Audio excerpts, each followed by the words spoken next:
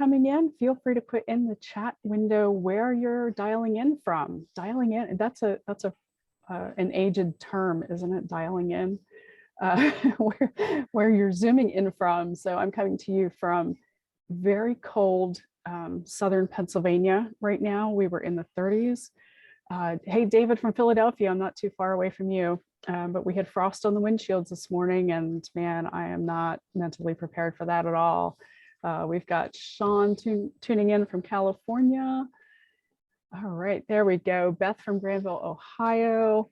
Of course, we have Donnia on the line from Knoxville in God's country. Amanda in South Lake Tahoe, California.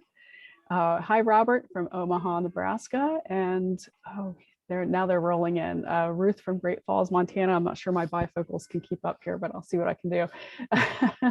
Hello to Victor from Uruguay. And Jan Willem from Rotterdam. I'm sorry if I butcher names, but we've got a lot of people tuning in from all over today, and it's so exciting to see you all. We're going to go ahead and get started because I know that our guest has a lot of stuff that she wants to share with you today. So hello, good morning, good afternoon, good evening from wherever you're calling in from. We are so happy to have you with us today. We've already given people a few minutes to log in, so I'm going to skip that line in my script. Let's kick it off. My name is Kimberly Furman, and I'll be your community host.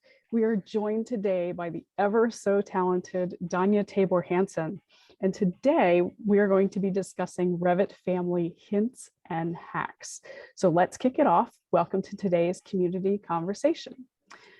Community conversations provide opportunities for engineers, designers, artists, and makers to meet in a safe, live, virtual setting to share expertise, get to know leaders in your field, and grow your community network.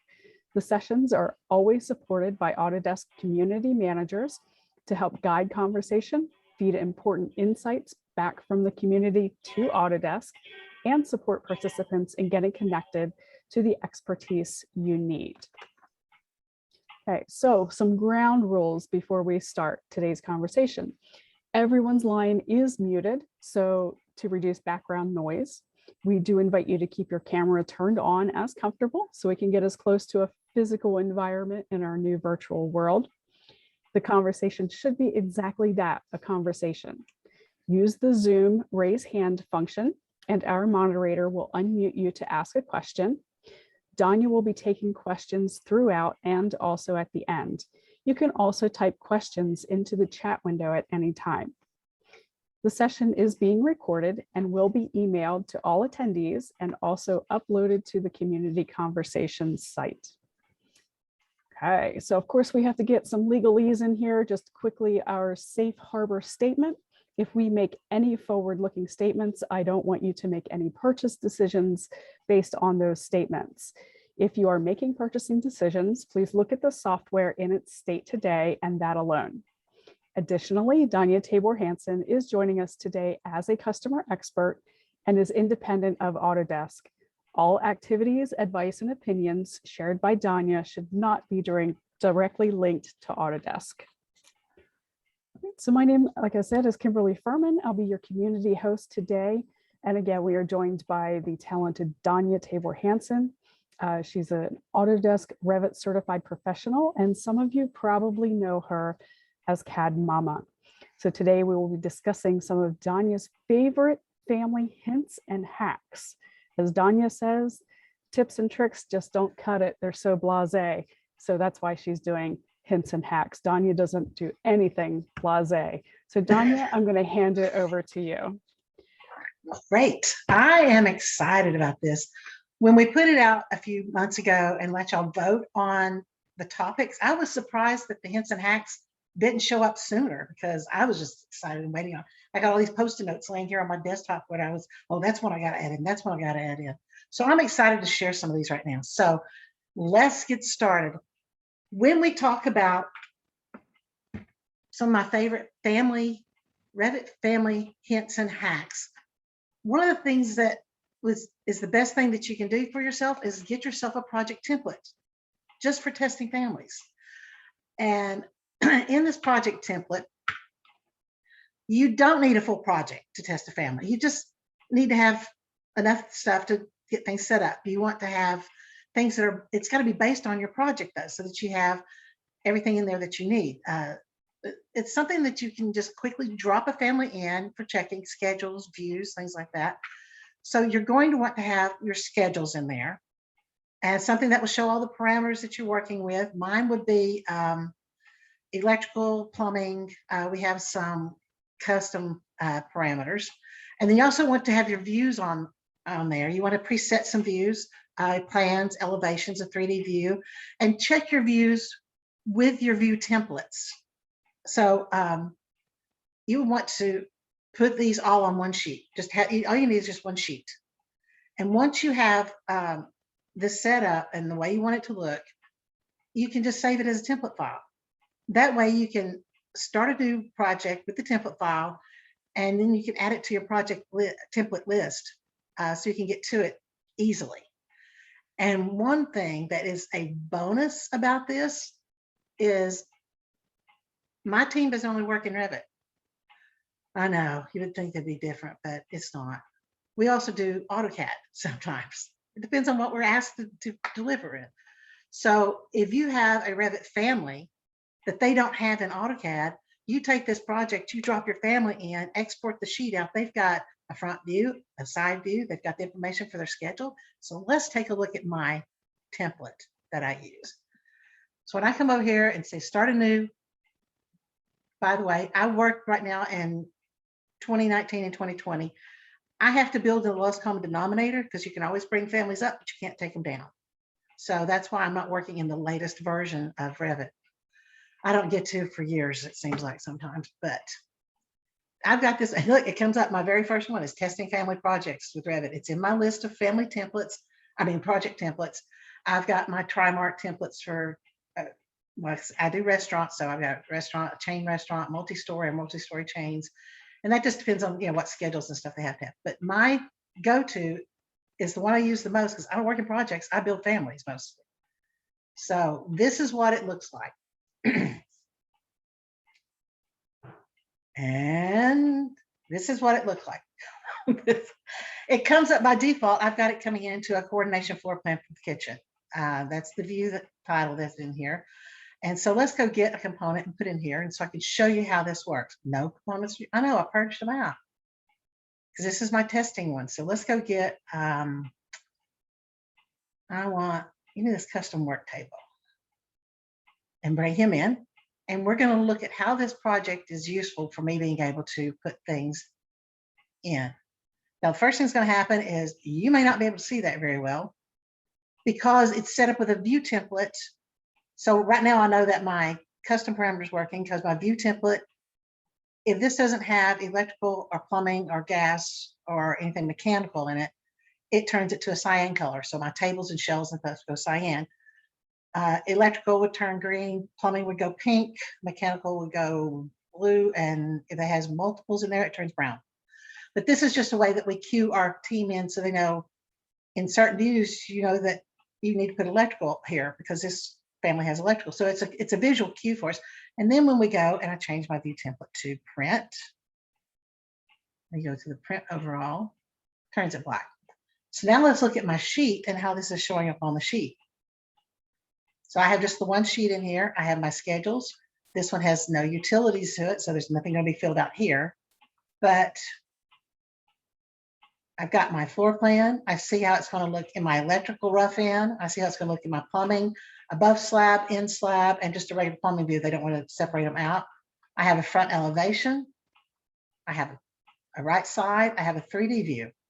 So having this project set up allows me to quickly test it, because if you're not testing your families before you send them out, then you're one of the homewreckers.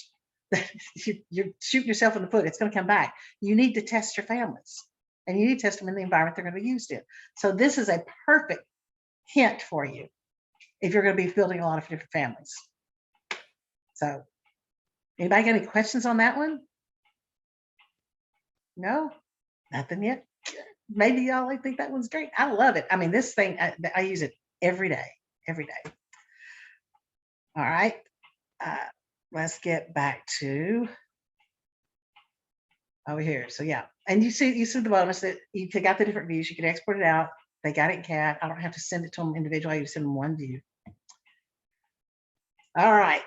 If you have been following along with me in these community conversations, you know that reference planes is something I preach on every time, seems like. But I want to teach you how you can use fewer reference planes, because sometimes it seems like all we do is put reference planes in. And I tell you, you got to name them all.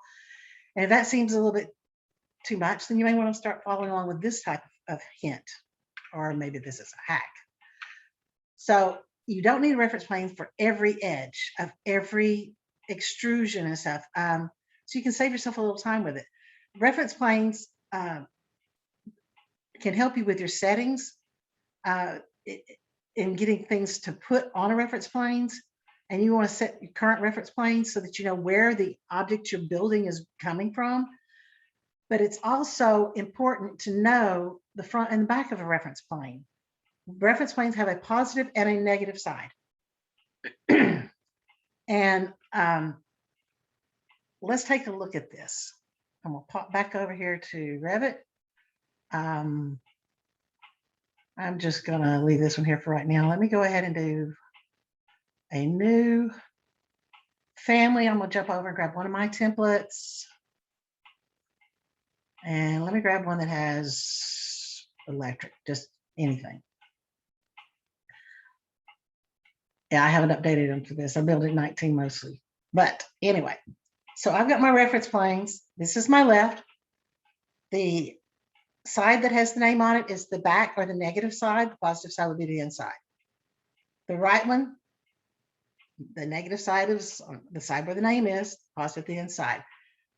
The back and the front always have the negative side going away from the centroid, and it depends on the way you draw. So when you draw a reference plane, you draw it counterclockwise around the centroid of your object, and you can see right quickly the name pops up on the back. If you're drawing in, well, let's just go ahead and we're going to use this right here. Let me go to the right side, and let me grab an extrusion, and let me do a rectangle, makes it quicker. Oh, look at me, I can't help myself. I have to lock it down. And I'm going to tell this to set this. You can set it before, you can set it in the middle of it. I can set it to the left side. And right here is going to keep me from having to use another reference plane, the extrusion end. I can set this so that it will be equal to a dimensional parameter. So let's go create me a dimensional parameter. Let's say this is a side panel. Side panel thickness. I'll make it a type, put it in dimensions. That's great. Now, if I go up here, even before I finish, I can go up here and go down to my dimensions, side panel thickness, keep away from the others. Let's make him 1.5 inch. I do draw in inches because that's what all my equipment is in. Stoves always come in like 36, 48, so everything that we do is in inches. So that's why you're seeing inches on mine. And I say, okay. And then when I finish this, if I go to the front view, I can see that this is in here, and guess what? It is 1.5 inches. I didn't have to put another reference plane here, a dimension, set the dimension to the parameter. I can just set my thickness to it. Here's another way you can use these reference planes without drawing another reference plane. Let's go in here and take this, and I'm going to copy this and paste it to the same place, but then I'm going to edit that one's work plane and tell it to go to the right.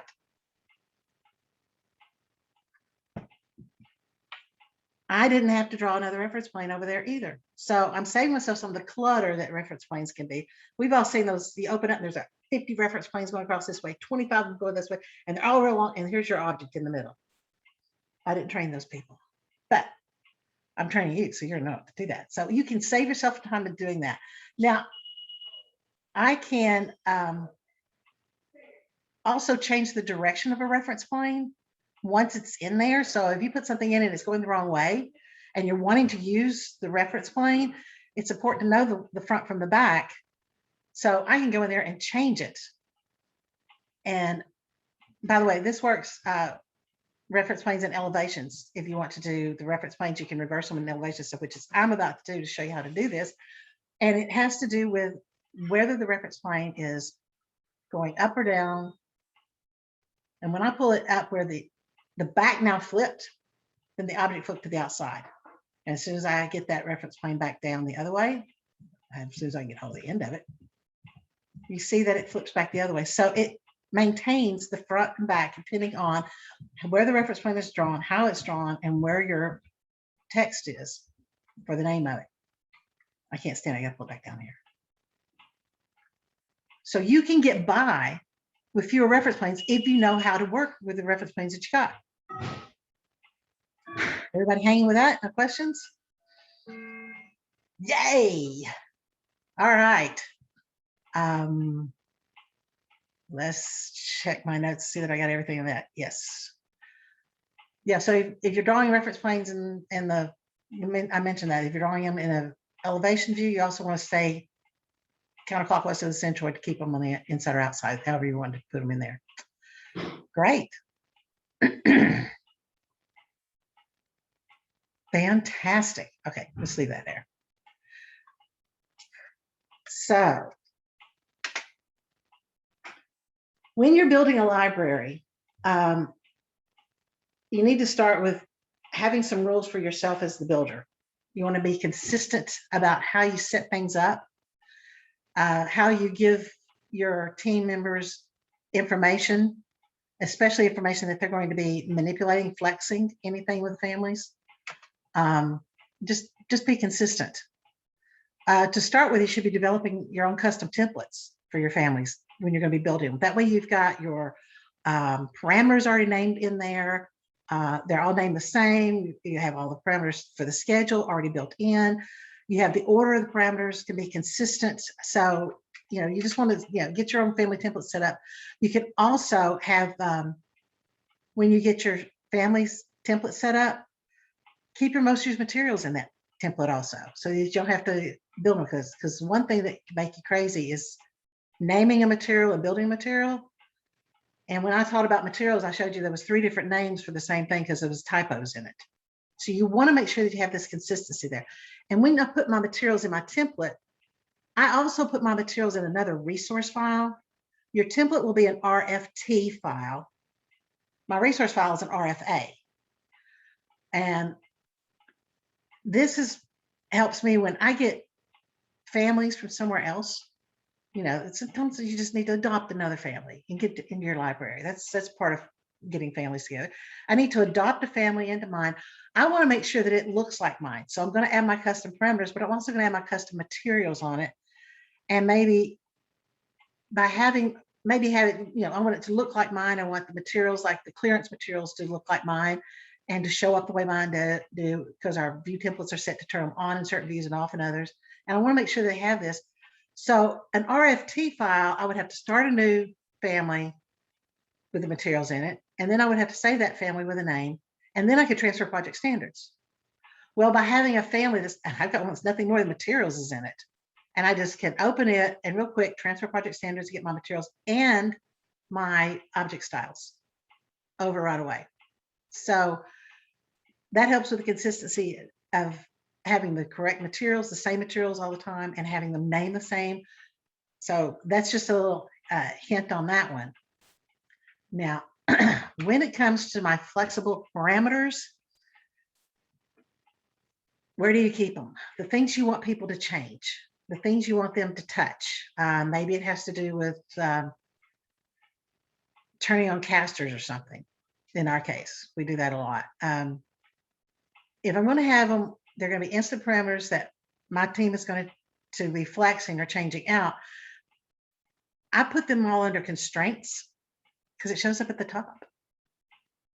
And I don't care if they're graphical, dimensional, text, or whatever. If I want them to change, I put them all in there, and I try to give them an order where it makes sense. If there's several things that are yes, no, turn things on and off, I put them at the top or something, and I keep them gathered up in there. These are instant parameters, and sometimes these instant parameters will also be put into formulas for another instant parameters, because if I turn the casters on, it has to be an instant parameter, but if I turn the feet on, it has to be another instant parameter. So if casters are on, feet goes off, caster goes off, feet comes on, and I can put that in parameter. Well, I'll put that under other. Let's just look. This is sounding confusing to me, just trying to point it out, and I'm trying to draw it in my space up here. So let's go look at it. That's always fun. And this table, this is why I left this table here. This table is a good one for this. When I pick on this table, you can look here under constraints. There's all kinds of things I can do. I've got, this table has got braces on it, front and back. Maybe I don't want the front braces. So I can say, but front brace front, it's off. That way I can slide things in under the table in the kitchen sink. Maybe I want it to have backsplashes all the way around, the back side and left splashes. So I can do that also. Maybe I want to, look, let's turn on casters just because I mentioned it. So my casters are now showed up. I put these under here and then down under others. Well, let me pick on it again. There we go.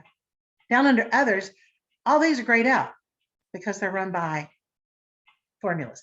Let's open this up. And I do not open from a project. If you open from a project, you get what I call the Klingon materials. I'm not a Star Trek, but I like that name. The Klingon materials that come out, you might get analyticals and defaults, poche, site earth, things like that come out with it. So I always want to go back to the family and where it was. So I'm going to open it from where it was located, not open it from inside a project. And I can open up my parameters now. And here's all my, these are the ones I want you guys to play with. And then these under other, I put all these, and look, I have formulas. Some will be, the shelf bottom, the center support there, the shelf bottom. Yeah, I don't know. I got height minus top thickness for the leg height and stuff. I've got all these things down here, and they have to be an instant parameter because they're run by an instant parameter. You can't mix your form. We're going to do formulas next time. So I can tell my boss to leave me alone. I can go here and turn on and off whatever I want, and then put these here. I put them under somebody other than you. But that's just the way that my team knows to look for something. If they grab hold of anything in a project that I've built, and they know they can do some things, the first thing I do is look right over here because it's going to be on the top. There may be a few that trickle out to the bottom, but most everything that they're going to be working with is going to be right there under constraints. So consistency is just what you need to do. Stick with it, give them what they need, put it where they're used to looking for it, and then they don't go exploring too much, hopefully. Although we have the ones, the home records that go ahead and say edit type and just rip them things out. But that's the number one thing I could teach you about families. If you learn anything else today, consistency. I think I'll hang on this project. See if I'm just going to use it again. Okay. Here's the, any questions on that? No? Wow, am I just doing a great job or everybody's just blown away? Okay, we'll go with blown away. I can work with blown away. We're going to talk about arrays. I know this has come up in the past. Someone asked me about array and I told them I would do this.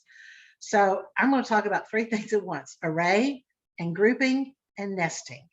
And this is when grouping can be good because we heard, grouping things. No, we don't want to group things, do we? Yeah, well, we're going to group things. Array, grouping, and nesting. When you're building a family and you need to array something, I will tell you just flat out, arrays work best with nested items. You can't array a group of things like that extrusion for the thickness. It was related to a reference plane. So it was on the left reference plane. It was 1.5 inches thick. That's the way it wants to stay. You can't array it and keep it, it was connected to that reference plane. So you can't do that sort of thing. And then you get a group of objects. It's really not going to be easy to array because when you've got too many items to array, you want to group it. But I don't want to keep it in a group because what I'm going to do is I'm going to save the group out to a family. And then you want to go in there and open that family and you want to clean it up a little bit after reloading, before reloading. I mean, you want to clean it up so that you make sure you get your reference planes where you want. Make sure you've got your insertion point set, which is setting up your reference plane that define origin. And you will clean it up, and then you can put it back. Load it back into the family, and then you want to delete the group. We don't need the group to stay around. So let's go and look at a project. Someone sent me this a while back. Where is it? Is it the awning? Glass awning. Someone sent me this awning a while back, and I've done a little bit of work to it. I cleaned out. It had 3 different styles, 3 different types. This is the 38-inch deep. It also had like a 48 and a 24. Well, I just deleted them and got rid of them because I don't need that. I want to make this so that this will flex. So it looks like it's an array. This is good. It should be able to grow, but they didn't have it where it could grow anywhere except out. You changed it to 48, and the bracket changed to a different bracket and stuff. And also, these are all separate pieces. We do have some nested fittings in here, but these are all nested pieces. So this ain't gonna work. Pardon me. So one thing I want to do is, like I said, you want to group it, because I can array a nested family. So to get it to be a family, you could, some people would say, well, let's just save this out as a new name, delete everything, and then start. Well, that takes more steps. If I just take this and make a group out of it, call it bracket. Now it's over here. And now I can just say save group. And I'm gonna put him in my conversation area. And it's the same as group name. Sure, we'll save out bracket. Now, you will want to go and you will want to open up bracket and clean it up. And let me show you what it would look like as I have it here. And I looked at this bracket and I'm like, okay, well, some things, it looked like I missed some things. When you do enough Revit forensics, you know that I've got to check on some things. They were set to find view, so they're not going to show up. Aha, trickery. There's sorcery among stuff. So I'm going to go in here to a floor plan. And find view, still didn't show up. Makes me crazy. It had a reference plane where I wanted it. I want to make sure that this one defines origin, give it a name, copy, paste. Okay, guys, let me give you the rundown. I've already cleaned this up. Let's cut through the chase and go open the one I cleaned up. It takes less time. And that one was, oh, let's go here. Not bracket. Awning bracket. There he is. This is the one I cleaned up because I want to do more things. It took a while. And this one is set at 2 feet now. I've got this where if I go to the right side view, you can see I put a flat base thing in here. So if I change this to be 4 feet, this one's in feet and inches. I left it that way because it's not a kitchen thing. So this flat base has got a formula in here that's going to be setting its distance and stuff. So I can make it different sizes. I also went in here and made sure that I had set all the material to a parameter called materials because I may want to link that also. I cleaned it up, made sure I had things the way I wanted, pulled the reference planes in because I hate reference planes out there too far. And this one definitely defines origin. This one also defines origin. So this little guy now has been cleaned up and he's ready to go back into the family. Let's nest him in, just load him into the glass awning. No, I don't want to say any changes. He was good the way I just worked around at him. I bring him here and I set him down. Well, now I can delete this and this and this. And don't forget to go delete the group out. The group is no longer needed. So after you get them deleted over here, you can go delete them over there. So now I've got a bracket that I can do an array on. So now that we've done all that, we're going to array the nested item. And when I array, you're going to get a group of things. I keep them in a group. You're going to get a group of items. And let's think about that as one object type. And I don't align it. I don't align my family to before I array it. I wait to align the group. And because I like to know where I like to align the array, not my object, not my nested item. And then you're going to lock it down in all directions on both ends of the array, so that I've got it locked down back of this one, back of this one. And I'm going to show you a way to make sure that you lock it down right. And there are 3 directions. You have to lock it down on the back, the side, and the top or bottom. One of the, yeah, all 3 directions of your box. And then we're going to set an array number.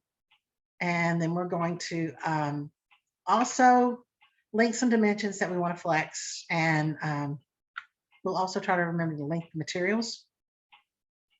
And in case you haven't done a nested item, that's the bonus on here, is learning how to link some things in here too. So let's go do the array now. Now that we've gotten the object out the way we want it to, I'll come in here, and this confused me. I'm like, where's the object? Please don't put your dimensions down here. You need a gap. Just architectural graphic standards will tell you you need a gap between your dimensions and your objects. Now I can see where the glass is. And I've got this thing down here to array. Now I'm going to take this and I'm going to set up the array. With the array, you stop at the bar. You always stop at the options bar. I'm doing a rectangular array. I'm going to start with 3. And I'm going to move to the last because I want the first one to be over here and the last one to be over there. And I'm just going to set them off like this. I do this to make sure that I've got an angle. That means that I've got to lock down the back in this. So by setting this at askew, it forces me to remember to go lock the things down. And I notice that I can't see the top of it. So let's go down here and put this in wireframe so I can see the top of it. So now I've got my array in here. Now let's start looking at what we've got to deal with. Well, this was set up so that they could put the extrusion in there, because the blade was just extrusion. The other piece was, the 4 pieces were nested in, and the back was an extrusion. I don't need but one of these, so I'm not going to worry about that extra 1/4 inch. I'm going to line them up on these lines. So now I can line them up, and I want to align the side. I want to make sure I get in here and get the inside, and now I'm locking. Go ahead and line this one too. And locking. I've got a place back here where the back of it's going to sit out behind the glass. And I want to make sure to lock this one. And I want to make sure to lock this one. Now I've got 2 out of 3, so I have to go into another view to be able to lock the other one. So I want to align to this. I want to get that.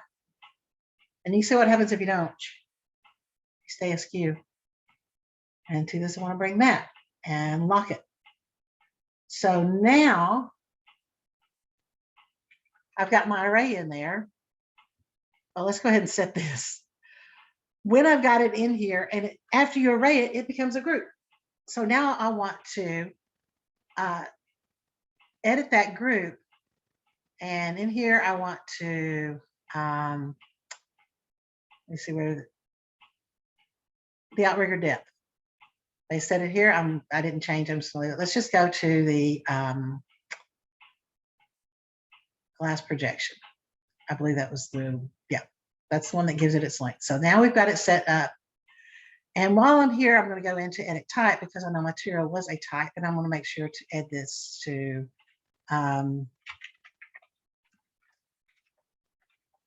bracket material. That way the parent family can tell the child what to wear.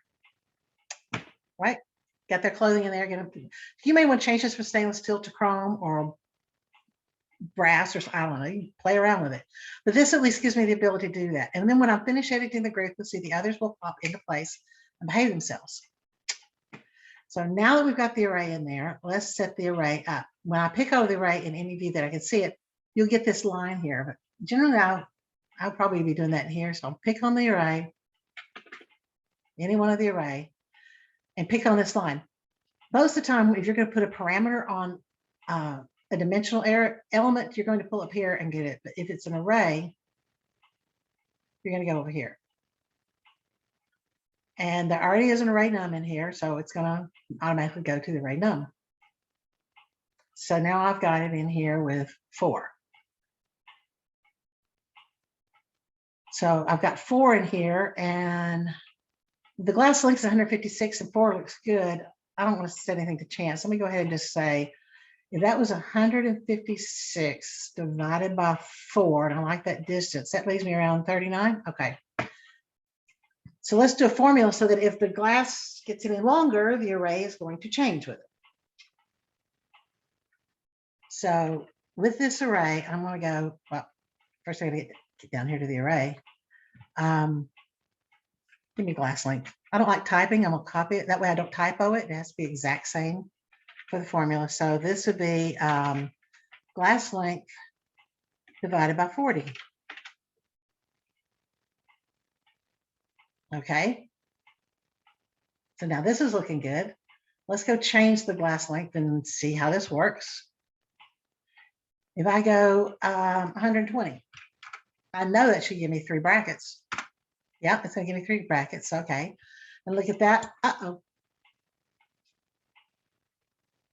When you get something from someone else, you also have to be the one that does the forensics. Let's go back to, I want to undo that change right there. And let's go back to the plan view and look what happened. They have this CL width of 144. I can do a formula in here and change it so that it's whatever this length, the glass length with -6. But I could also eliminate 1, and I'm going to leave that for a second. If I come here, this just needs to always stay 6 inches. So I want to just lock it down at 6 inches. And if I come over here and go here and lock this down at 6 inches, I get an error message. And I'm doing this on purpose to show you this other little hint. When you are putting in dimensions, you can't have them run a complete string. And this goes to this, and then it goes to, then it's also dimensioned up here. Well, I don't need it to stay centered. I need it to stay 6 inches off the side. So I can eliminate that. Now I can lock this dimension. But if you're getting that message that says you're over constraining it, you've got too many dimensions in there. One of them has to be flexible. Well, the one that's going to be flexible is the one between here and here. So now that I've got that done, let's go change this to 120 now. Ooh, beautiful. Isn't that gorgeous? So now we're going to play devil's advocate and go again. What happens if it goes below 40? See, if you're building things, you've got to be the debugger. You got to be the one that tests these things, or else you're going to have a homewrecker out there that's going to take your family and break it. That's the definition of homewreckers, right? They take the families and break it. So if this goes down to 38, my array goes to 1. I get an error message. Nope, can't do it. Your array number has to be an integer. It can't be a number, because a number could be fractional. You can't have fractional arrays. It has to be an integer. So when you set this up, you set it up so that you go and make sure you get an integer. Put it wherever you want, but make sure you get an integer. And then I've got to set this up so it can't be less than 2. And this is a formula, but this is something that you have to think about with arrays. It's getting the idea of minimum and maximum on these. So I want to go in here and say, if that is going to leave me, which way to 1 point, less than 2, then make it 2. Else, make it the glass length divided by 40. So in other words, it can't be less than 2. So there, it now changed it to 2. So by saying if the glass length divided by 40 is less than 2, then just set it to 2. Else, make it whether the glass length is 40. So now when I do this, I can be 38 inches and have an array of 2. You can't have an array of 1. So you gotta have an array of 2. So there's your little hint on that. I want to take you and look at another array. Let me get out of here. I did this other array last week and I'd already put this awning thing in here and I'm like, oh, this will be good too. You hang on a minute, you just hang right there. And it's the, what do we call it? Shelving, no. Oh, the walking curtain. That was it. What did we call that thing? This is a walking curtain. You may have seen them if you've been to some places that have cold rooms and stuff. If you, I see them in like convenience stores sometimes. They have a plastic strips hanging down over where they go into the cold room. And that's what this is. That someone needed for something. And we were looking at doing an array in here. When I go to the front, oh, let me color this up. It makes it easier to see. Consistent colors. Yeah. We got a bit of a gap in here and we align this to go to this side, and we did an array. And let me show you what we did with the array. We did something called round down. So we wanted it, if it goes to like 3.5 or something, we wanted it to be able to round down and give it to the object below.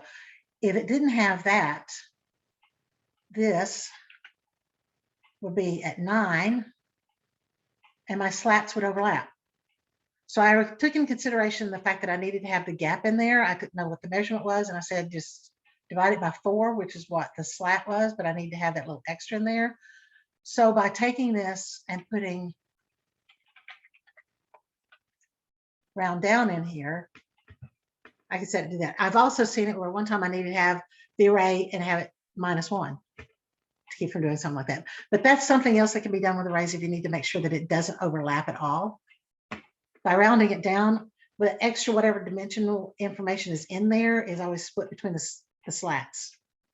So that's another thing about arrays is you're going to end up with a formula in there almost every time, especially if you're going to do any flexing with its size. So do we have any questions? No, but we're down to about 15 minutes, just to give you that that heads up. So, okay. David said blown away works for him. So okay, keep doing what you're doing. We're blown away. All right. What happens above the cut plane stays above the cut plane? No, that's Vegas. No. I do this about once a month with somebody in our company, various parts of not only just my team, but we've got our company's branched out all over the country. And I do this about once a month to teach somebody how to set it up so that that shelf that they moved up will show up in plan view. And really, you know, what happens above the cut plane, you do have to raise some things up. So I just wonder, have you ever seen The Invisible Jail? It's what it reminded me of. Let me show you what I mean. This was like the thing that blew my mind when I looked at it. And the way we were taught to build families a long time ago was, let me go here. Yeah, I have this board project. We would take, and if the family was going to be above it, we said, well, the cut plane's got to cut through something. So we would draw this invisible line all the way down to the ground. I still see families built like that, but I've been teaching for a while on this topic, and I like to have it done like I want it done. Let me go to this view of the sheet. You might Autodesk listening. Can you make it so this thing doesn't close up on me all the time? It makes me insane. And you've been wondering what's been making me insane. That's it. Okay. If I go in here to this view, these are menu boards. You go into a chain restaurant, fast food restaurant. You go up to the order counter. You see the menu boards up there. Well, then there's stuff behind the menu boards. Now, if I'm looking at these menu boards and trying to get behind the menu boards at the tea server back there, you know, I can't get to it. This is what we were taught to do. And so this is not the way I'm doing anything anymore. So let me go get the menu boards. This was an array of menu boards, and we had them in there. So in here, I can see that they've been grouped because we're at the array. So I'm just going to come over here and open. I'll open it from a family, but I won't open it from a project because I don't want to get all this. And there it is. That's the line I was taught early on, and a lot of people are still doing this. I was taught you had to have something for the cut. And this is something model. It's a model line. It's an invisible model line. But you saw how invisible it was when I tried to reach in behind it. Right there in my face. So I'm just going to delete this little rascal. And in the front view, I can see this is built, so it's got a height. It's got to be up above the cut plane. So I'm going to go into the reference plane, and I'm going to go to create, and I'm going to get a model line, and I'm going to get an invisible line. And I'm going to go in here, and I'm going to draw an invisible line. I like to put them where it's going to be parallel to the view, so I don't see them. You can have little tick marks at the bottom. You want to keep them raised up. Also, I like to set them like really small, 30 seconds. So now when I go back in here, and let's just load this back into my menu boards. Override existing, yes. And then let's load this into the project. Override existing, yes, yes, yes, yes, yes. Just, oh, and the nested family, yes, the subcomponent, because it was nested in there. Yes, yes, yes. Good, good, good. So now when I come in here, it's also got the electrical outlet built into it. So that would mean going back and doing the same thing with electrical outlet. You get the idea. Let me show you though what happens when this one had been built. So it had a way of going up and it had a height to it. But if you've got a family that's not built with that height built into it,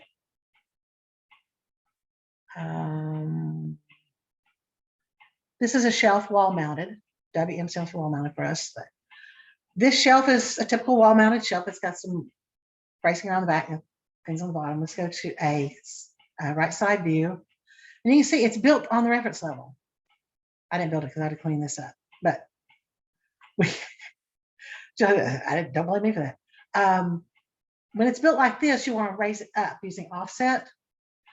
When you don't have that reference plane down there, that level down there that you can put that on, then you can come in here and say, not file, give me a reference plane. I'll just drop me a reference plane down here. Now here's the trick.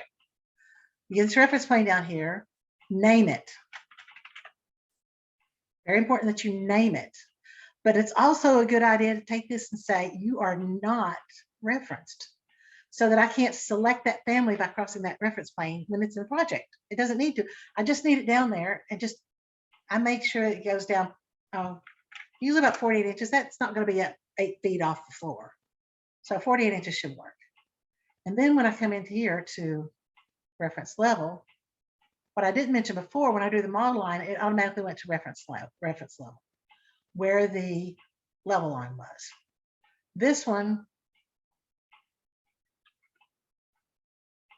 I'm obsessive, I know. But here I want to edit its work plane. And because I named the plane, I can now tell it to go to the reference line. Reference plane called line. So now line is on the bottom.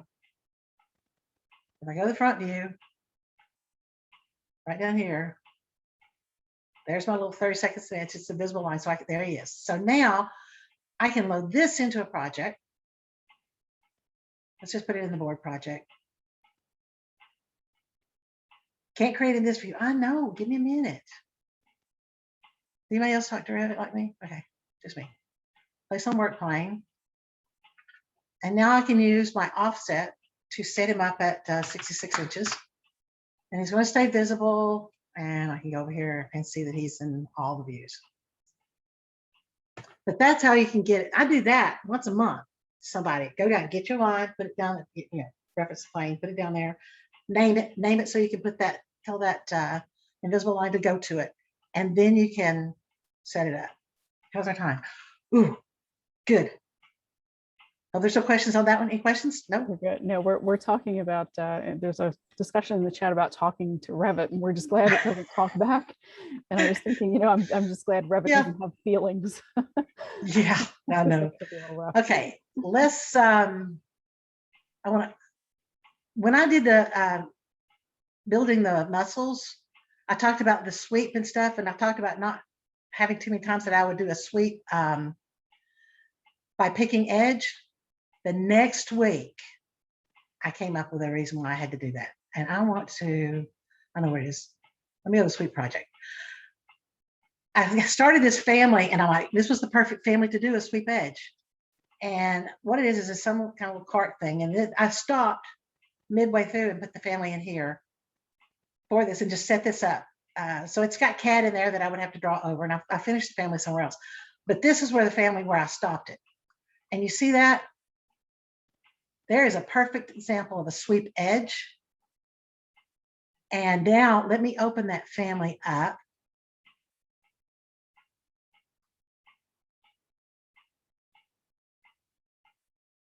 And show you what I did. The trick to this had to do with having an extrusion in here that I could do the sweep edge, because I was trying to get reference planes and getting that to go at an angle, and I can get them to go so much and then try to join the sweeps, and I just wanted one sweep. So I built me this surface, and it has two